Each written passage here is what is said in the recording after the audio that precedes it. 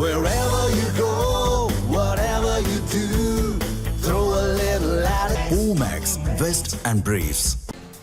விசிக்கு ஆதரவு கொடுத்தாலும் பதவியேற்புக்கு அழைப்பு இருக்காது என பாஜக நிர்வாகி KS ராதாகிருஷ்ணன் எக்ஸ் தளத்தில் பதிவு ஒன்றை வெளியிட்டிருக்கிறார். தற்போது விசிக்கு ஆதரவு கொடுத்தால் கூட தற்போது பதவியேற்புக்கு அழைப்பு இருக்காது, குதிரை பேரம் நடந்துள்ளது, அதை தெளிவுபடுத்தி பின்தான் ஆளுநர் அழைப்பு உண்டு மற்றும் 118 அல்ல 125 வைத்திருந்தால் கூட அங்கே குதிரை பேரம் நடந்ததற்கான சின்ன ஆதாரம் இருந்தால் கூட நிறுத்தி வைக்கப்படும் என்பதுதான் சட்டம் என்று KS ராதாகிருஷ்ணன் அவர்கள் எக்ஸ் தளத்தில் பதிவு ஒன்றை வெளியிட்டிருக்கிறார்.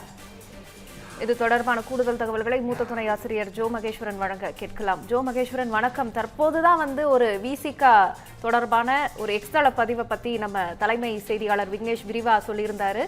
இன்னொரு பக்கம் நம்ம KS ராதாகிருஷ்ணன் பாஜகவை சேர்ந்தவர், அவரும் விசிக்கு ஆதரவு கொடுத்தால் கூட பதவியேற்புக்கு அழைப்பு இருக்காது அப்படின்ற ஒரு பதிவையும் போட்டிருக்கிறாரு. இதை எப்படி பாக்குறது? இரண்டுமே வேற வேற கருத்துக்கள், ஆனாலும் ஒரு தாக்கத்தை ஏற்படுத்தக்கூடியதா இருக்கு. இதை எப்படி பாக்குறது முதற்கட்டமா?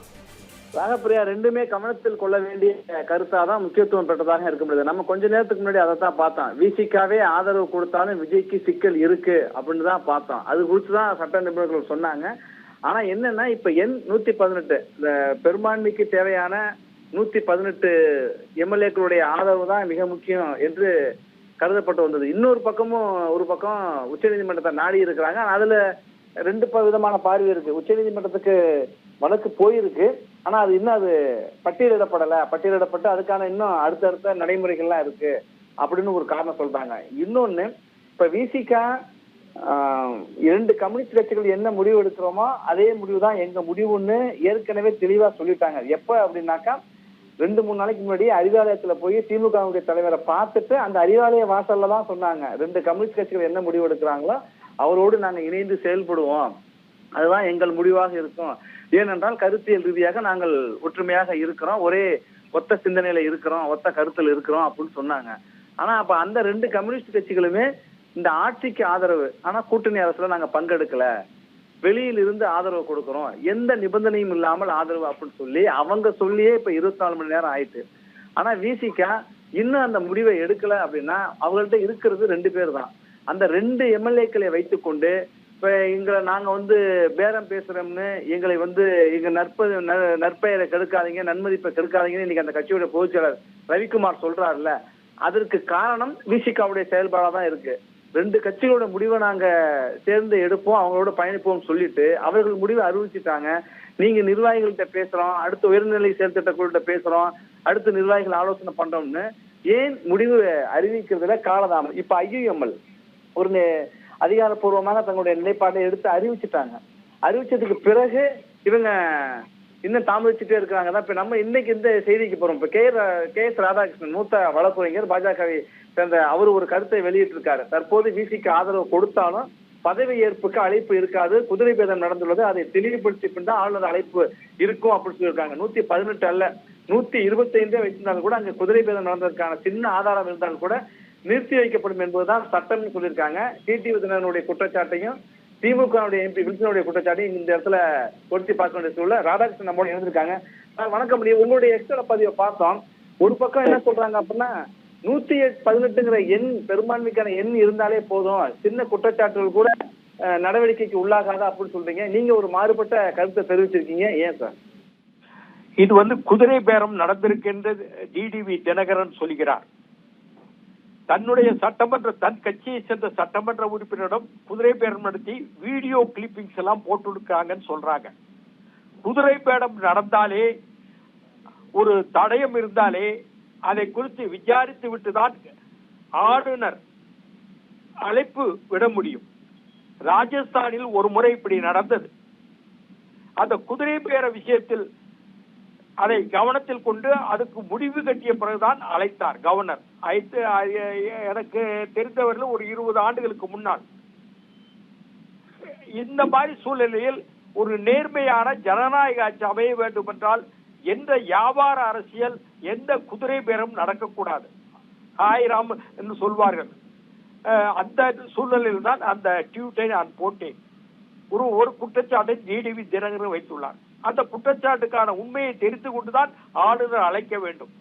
அதுதான் அரசியல் நேர்மை ஜனநாயகத்தை காப்பாற்றப்பட வேண்டிய அடிப்படை கடமை இருக்கின்றது ஆளுநருக்கு என்றுதான் அந்த அர்த்தத்தில் அந்த வழியில் அந்த ட்வீட்டை போட்டு அந்த அதைத்தான் திமுகவுடைய எம்பி மூத்த வழக்கறிஞர் வில்சன் அதைத்தான் சொல்லியிருக்காரு, குதிரை பேர நடக்குது அப்படின்னு. இன்னொரு விஷயம் ஒரு கேள்வியா வருது சார்.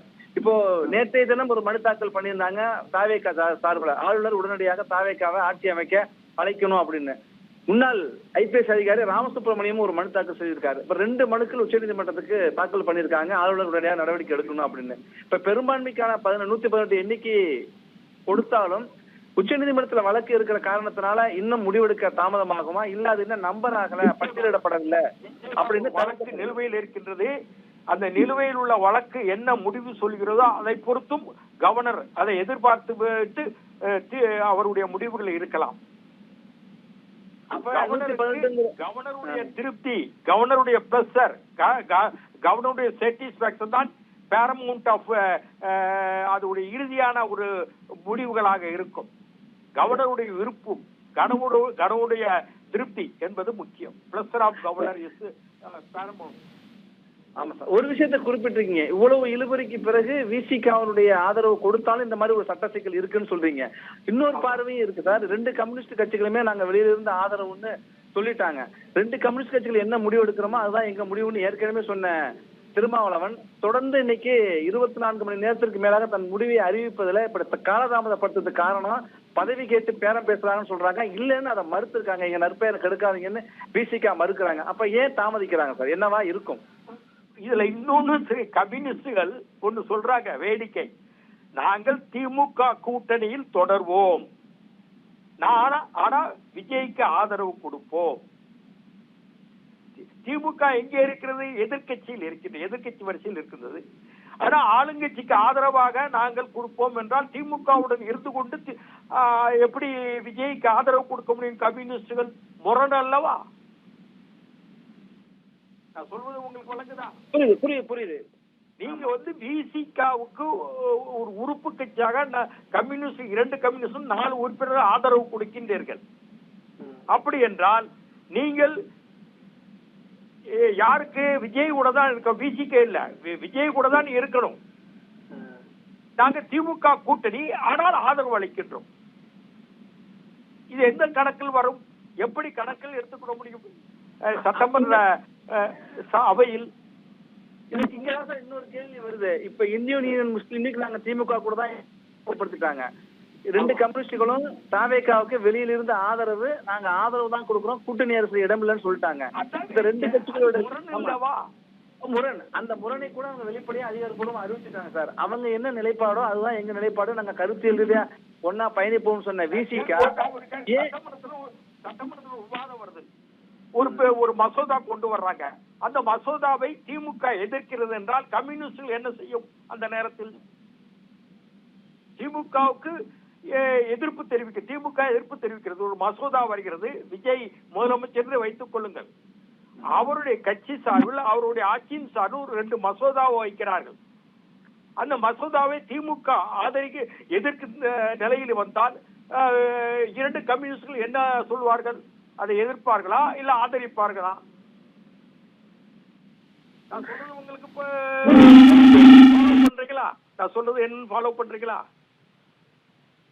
ஹலோ, சொல்லிட்டு இங்க ஆதரவு கொடுக்குறீங்களே, அப்ப நாளைக்கு ஒரு சட்ட சிக்கல் வரும். நிபந்தனை இல்லாத ஆதரவுனாலும் அதுல ஒரு பிரச்சனை இருக்குன்னு சொல்றீங்க, அது புரியுது சார். ஆனா அதை கடந்து இவர்கள் ஐயுஎம்எல் எடுத்த முடிவை, 2 கம்யூனிஸ்டுகள் எடுத்த முடிவை ஏன் இன்னும் முடிவு எடுக்காம தள்ளி போட்டு? காலைல 10 மணிக்கு அறிவிக்கணும்னு சொன்னாங்க, 11 1 இப்ப 4 இருக்காங்க. 4 மணிக்காவது சொல்லுவாங்களான்னு தெரியல. அவருடைய வன்னியரசு என்பவர் அவருடைய சட்டமன்ற உறுப்பினர், எங்களுக்கு அதிகாரம் வேண்டும், கூட்டணியில் எங்களுக்கு அதிகாரம் வேண்டும், அமைச்சரவையில் எங்களுக்கு இடம் வேண்டும், துணை முதல்வர் வேண்டும், நாங்கள் அதிகாரத்தை நோக்கி செல்கிறோம் என்று சொல்கிறார் வெளிப்படையாக. அப்படினால் இவங்க விஜய் கட்சியில் என்ன சொல்கிறார்கள்? அவர்கள் கேட்ட கேள்விக்கு, அவங்க கேட்ட டிமாண்டுக்கு இவங்க என்ன சொல்ல போறாங்க? யாரு? விஜய் உண்டு இல்லை என்று வார்த்தை தான் சொல்லியிருக்கார்களா? இது வரைக்கும் வரல. அது காலதாமதம் ஒன்று. இப்படியாக முரண்கள் அமைந்த இந்த கூட்டணி எப்படி வெற்றி பெறும்? அப்படித்தான் 1977 மொரார்ஜி தேசாய் தலைமையில் ஜனதா அரசாங்கம் அமைந்தது. பழைய காங்கிரஸ், லோக்தள், அதே மாதிரி ஜனசங்கம், இன்றைக்கு பாரதிய, இதெல்லாம் இணைஞ்சு ஒரு கட்டத்துல அந்த அரசாங்கம் வீழ்ந்த போது இனிமேல் அவங்க கூட இல்லைன்னு தனியாக பாரதிய ஜனதா கட்சி ஆரம்பித்தார்கள். இப்ப வாஜ்பாயும் அத்வானி இவங்கெல்லாம் சரியில்லைன்னு. சரண் சிங் ஒரு பக்கத்தில், ஜெகஜீவன் ராவ் ஒரு பக்கத்தில், மொரார்ஜி ஒரு பக்கத்தில் வில்லங்கள் பண்ணும்போது பாரதிய ஜனதா பார்த்து கொண்டிருந்தது. நம்ம இன்னும் சரியா வராது இந்த கூட்டணி, வெளியேறினார்கள். அது மாதிரிதான் இன்னொரு எக்ஸ்பெரிமெண்ட் தமிழ்நாட்டில் நடக்கும். இத்தனைக்கு ஜெயபிரகாஷ் நாராயண் கிருபலானி காந்தி சமாதியில் சத்திய பிரமாணம் செய்து அமைச்சரவை, நாங்கள் இந்தியாவை காப்பாற்றுவோம், அவசர நிலை காலத்தை எதிர்ப்போம் என்று இந்திரா காந்திக்கு பிறகு வந்த அரசாங்கம் என்னாச்சு? 2 வருஷம் 3 வருஷத்துல முடிஞ்சது.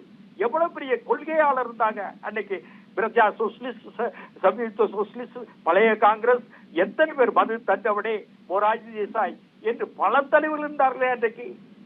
காப்பாற்ற முடியவில்லையே ஜனதா அரசாங்கத்தை.